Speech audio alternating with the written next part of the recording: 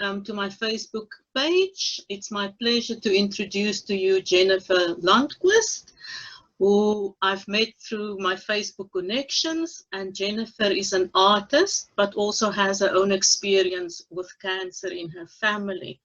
And she's agreed to tell us a bit more about her experience with cancer and also how she managed to use art to help her to deal with the journey through cancer and the death of her mother. Welcome, Jennifer. So, thank you. Thanks so much. Do you want to tell us a bit more about yourself? Sure. Well, I live in Sweden, in Stockholm, Sweden, but I'm originally from Florida in the US, where I grew up, and I moved to Sweden about 18 years ago. So this is home now, pretty much. I am a single mom. I have a 12-year-old daughter, and we spend a lot of time creating, doing as much art as we possibly can. Yeah. That sounds very exciting. So, what is your experience with cancer or of cancer? I lost both of my grandparents to cancer, and I grew up without my father being a daily part of my family. And so my grandparents really took over that role. They lived basically across the street. They were part of my daily life. And my grandfather was diagnosed, I think, in 2000, and it was very quick for him. He was sick for a few months before he passed. And then my grandmother was diagnosed, I think, a couple of years late, maybe the next year. And she fought for about 3 years very hard before she passed away. And with my grandmother's cancer, I was very involved. There were three, my mother, my sister, and I were her caretakers. So that affected me a lot more than my grandfather's, because I was away at university and his was so quick. But then 5 years ago, my mother was diagnosed with lung cancer, with mets to the brain, the lymph nodes, and yeah, it ended up quite a few different places. And we were told at the time that she only had a few weeks to live. And she fought for 4 years, incredibly brave, incredibly positive, and we called her the Cancer Slayer. That was her. that was her nickname. She ended up having 2 major brain surgeries, and then she had 4 years of chemo treatments every other week, 2 major radiations called CyberKnife, and then 30 radiation therapies and 54 rounds of immunotherapy. And then she ended up having a 3rd operation that was basically to repair damage that they had made during the 2nd brain operation, and ultimately that's what she didn't recover from. Yeah, so that's a lot of experience in my family, unfortunately. Yeah, and I guess very not just family, but very close family and quite significant people in your life. Like you said, you was so much part of your grandmother's cancer journey, and it sounds like you were fairly young at that stage as well. Well, I was in my 20s. Yeah. So young, but not young. Yeah. So yeah, it's quite significant role players in your life that you've actually lost to cancer, and that right. undoubtedly would have had quite a significant impact on you. Yes, a huge, huge impact. Absolutely. I mean, I think there's really no way that no portion of my life that it didn't impact with moms. I think one of the biggest struggles was that I'm living in Sweden. She was living in Florida. And so there was a huge issue with distance. And I've always been very close to my mom. So, normally we would go back to the year. I'd take my daughter. We would go back once a year to the U.S. But during the time that mom was sick, I would go back about 4 times a year. And during that period, I actually lost 3 jobs because I was away so often. But I wanted to be there every single spare moment that I got. So, just to be a cheerleader for her, to try and relieve some of the pressure my sister was having, because my sister was mom's full-time caretaker.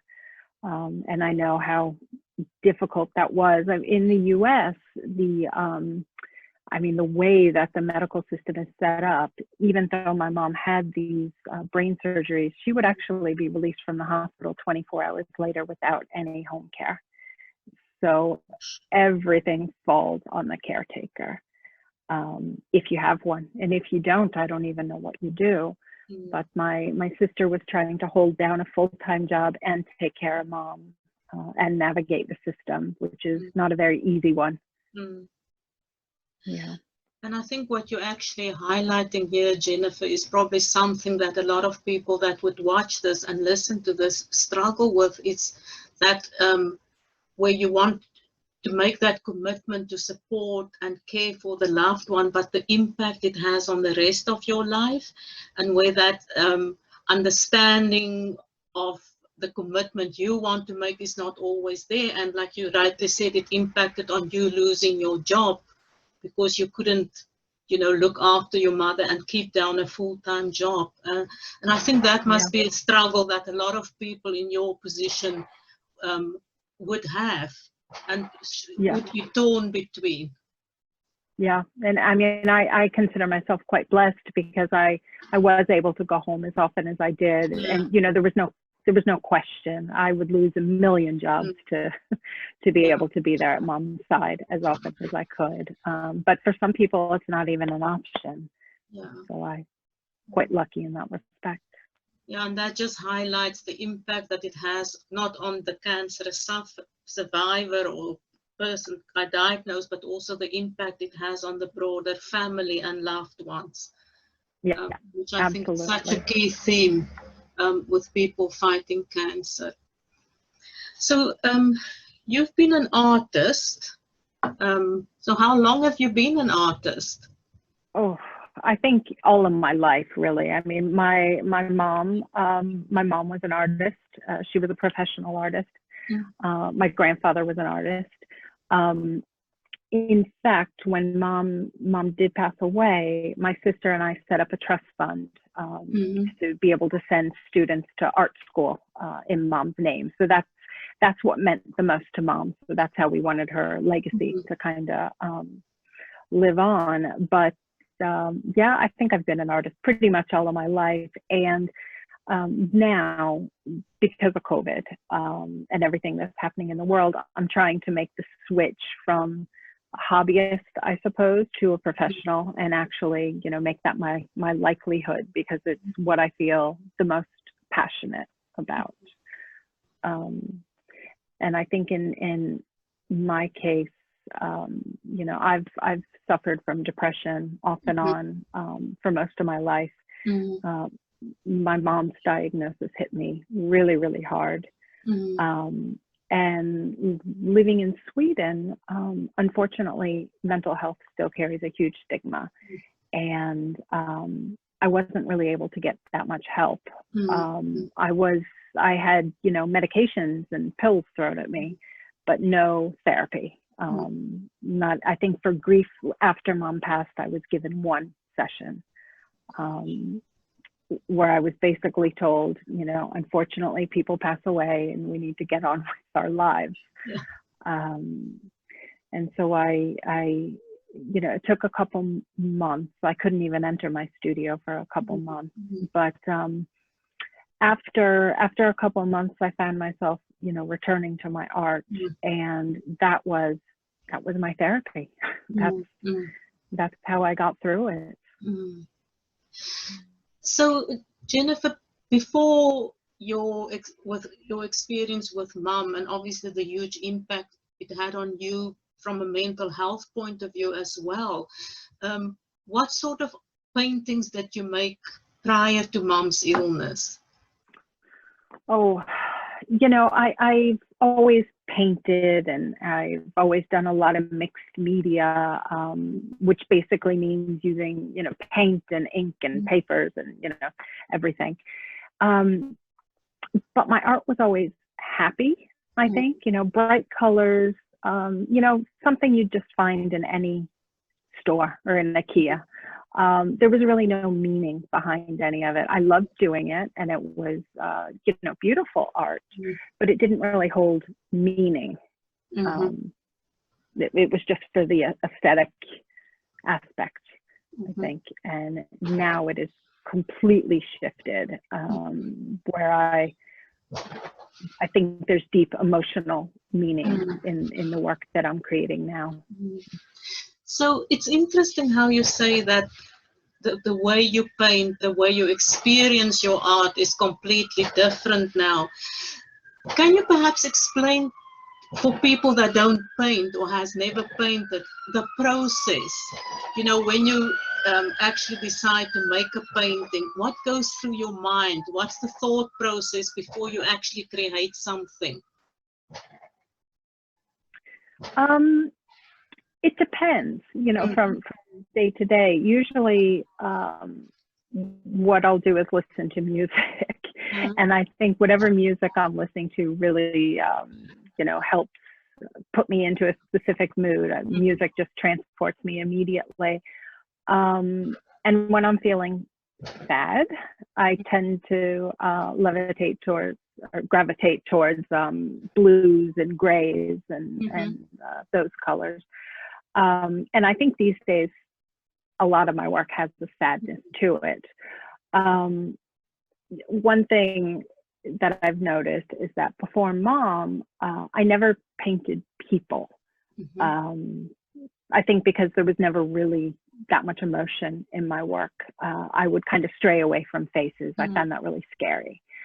Since mom has passed, I would say 99% of my work probably has faces and quite a lot of emotion. And the one thing that I found in the beginning is I would sit down. Sometimes I would start just with a pen, and I would start to scribble on the canvas or on the paper how I'm feeling. If I'm angry, there would be a lot of angry words. If I was sad, there would be a lot of sad words. Sometimes it would be a letter to mom. Sometimes it would be, me trying to be kind to myself. And then I would just take paint and cover it. So that was kind of like a journaling, self-healing, I suppose, or that was my therapy. I had nobody else to really, talk to about that stuff. And then it's just a matter of going with my intuition. And, I, depending on what type of art I'm doing will determine on the materials that I'm using, but it's usually a mix of different things. And it's, one layer at a time, building upon one on top of the other, depending on how I'm feeling. It's really interesting how, with the emotional stuff, that faces emerged. Because I guess we link faces with expression, with feelings, whereas if we just paint nature or landscapes, there's no, like you say, that emotional connection. Right. Exactly. So how would you say the art helped you? You've described the process a bit, but how did it help you to get through this very difficult and dark period in your life? I think especially it being a time of COVID,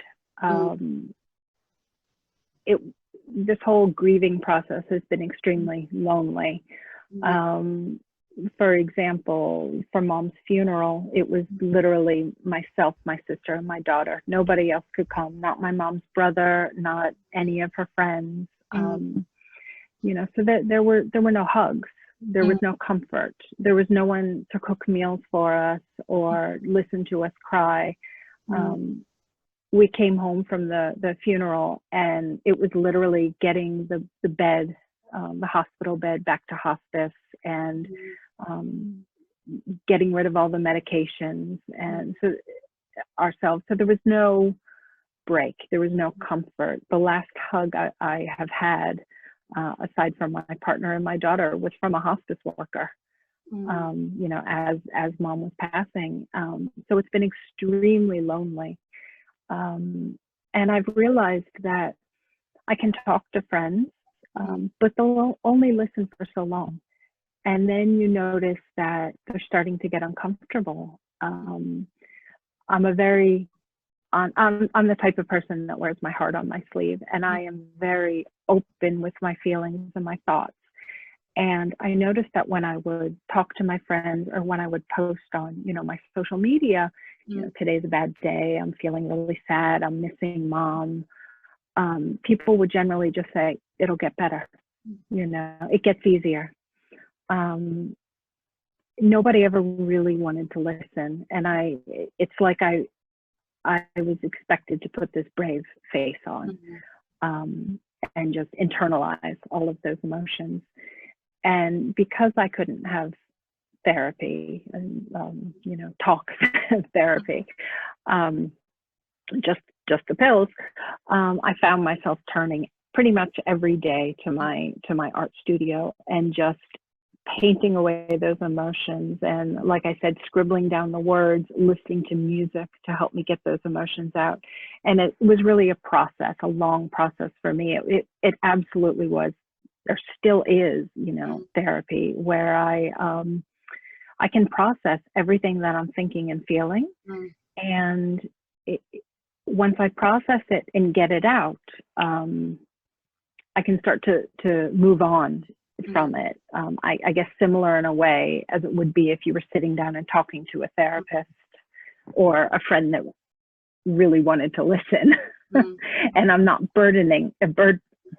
I'm not a burden to anybody. See, I start to lose my English since I've been living in Sweden for so long. But yeah, I don't feel like a burden, because I've noticed that, you know, like I said, friends really don't want to listen all the time.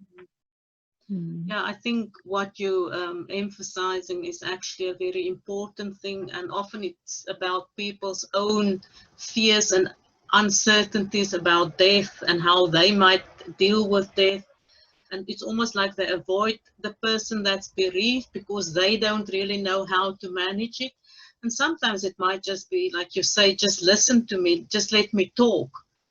And where in your case, the canvas was the patient one, the canvases and the paper were the ones that actually listened, and where you could process your emotions. But it's quite sad that we can't always find people that's willing to give us that time to just listen. And yeah, and you are right, the typical thing of things will get better. Don't cry, it will all be fine, she's in a better place. And these are kind words, but it's almost meaningless when you're in that situation and you're feeling that pain. That's right. And I do have several friends, you know, and a partner that have been absolutely amazing, you know, and they'll listen anytime. It's just, you know, on the larger spectrum, I think, where people just, you know, don't want to get involved. And it's also my friends, as much as I love them, they take it upon themselves. I think they want to solve it. Whereas sometimes I just want people to listen, because it's not a problem that anybody can solve. I just need to get it out. It's a very interesting experience, and I think there's a lot of people that will probably be able to identify with how you experienced and people's response to you. So we've talked a bit about how your art has changed after mom's death. You turned more to figures and faces. So what are so for the future, you've now said you're going to move from having art as a hobby to become more Right. sort of a professional artist. So what are you hoping to achieve with your art? Well, I think that my art has a very specific mission in mind. I mean, they talk about an artist's mission. And for me, I think just based on my my experience of dealing with mental health issues, dealing with grief, and finding that people don't really want to see that side of you. They don't want to see that part of your authentic self. I would like to kind of remove the stigma of people assuming that, you know, because you're sad, because you're depressed, that there's something wrong. Because depression and, you know, other mental health issues are a huge part of everybody's lives these days. So the art that I create, I know that you have some images that you could share, but, you know, I create a lot of women that are out of focus and a little bit fuzzy and blurry. And in my eyes, these are the women portraying themselves to the outside world. They don't want to give away too much information. They want to appear the way that society or maybe social media expects them to appear. But there, you know, sometimes you can see the paint breaking out of the lines. The lines are very blurry, and that's because we're fighting. We really want to break that mold. And quite often I show a realistic eye. So most of the woman is, you know, this filtered woman, and then she has one eye that's realistic, where she's just daring to show that little bit of her soul. And my hope is that people connect with this, and you know, that maybe it just makes them feel a little bit braver. Maybe it helps them to speak their truth and to realize that, you know, being authentic and sharing our experiences is what makes people understand that they're not alone. And it's quite freeing, actually, to be able to just be yourself and not have to put up those filters for the rest of the world. I think it's interesting that you mention it, because as a coach and also as a mental health occupational therapist, having worked with people with depression and anxiety, what you're highlighting, it's actually sad that in modern times we're still struggling with the stigma that there's something wrong with you, that you're a weak person. And it's really sad that people cannot acknowledge that it's just an illness. It's like diabetes, cancer, any illness you can get, and that it's exactly what depression is. And I will share the images so that people can see it. But you do, when you look at them, you do experience intense emotions. Just from looking at them, there's the sense of real sadness and almost pain that I felt when I looked at them. But when you see this realistic, prominent eye, it is almost like there's life. And it's that contrast that I personally saw in these paintings that I find fascinating. So moving forward, Jennifer, have you got any visions of where you will go with what you paint, or the type of things you paint? To be honest, I'm not really sure. I'm just starting to kind of get my message out there and to try and reach the right people, the people that will connect with the art and really understand the meaning behind it. So I'm just going to keep pushing and fighting to get it seen, and you know, hope that it helps people, and just keep going. We'll see. Like I say, I've known you from conversations on Facebook, and I've seen your paintings, and it's been really a privilege to meet you and to put the two together. And it's now that you really understand the story, because I think what people would agree with me is you've actually had a very challenging history, you know, dealing with so many people dear to you that you lost due to cancer, then having to go through the grieving of your mother's death in a surreal situation like COVID, where you say you feel isolated, you are lost, But it's just fascinating how something as simple as art can be so powerful. Absolutely. Absolutely. And I think it's, you know, for most people, it's just a matter of finding whatever works. It can be art, it can be, you know, connecting with nature, or writing, just something where you feel comfortable and good, and just a way to deal with all of those feelings, because there's a lot of them, a lot of emotion. Mm. And it's really fascinating, like I say, having looked at the art and just the emotions it stirred up in me.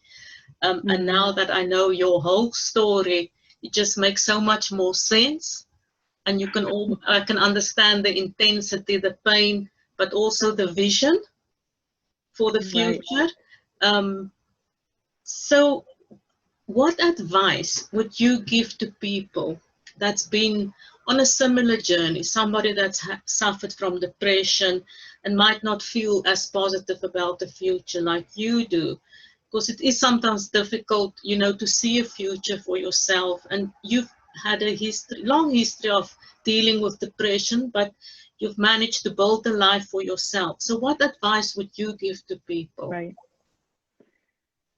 I think the main advice would be, aside from finding some sort of creative outlet, finding your tribe, finding your people, you know, some sort of small circle of friends or family, or even an online community, somewhere where you feel safe expressing yourself, and where you feel heard. And yeah, I think that's the most important, is getting those emotions out and those thoughts out.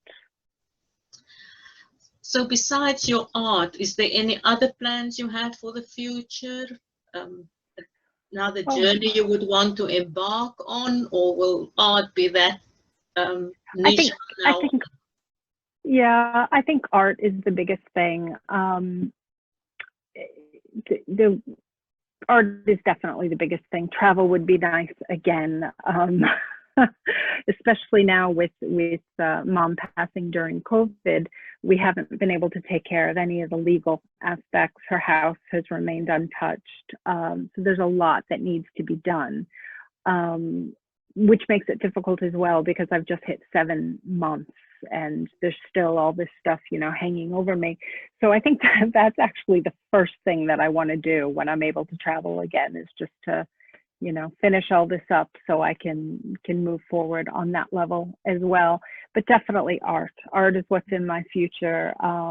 Possibly some art therapy for others as well. And yeah, just trying to help people understand that it's okay to be authentic, and that we need to get rid of these stigmas.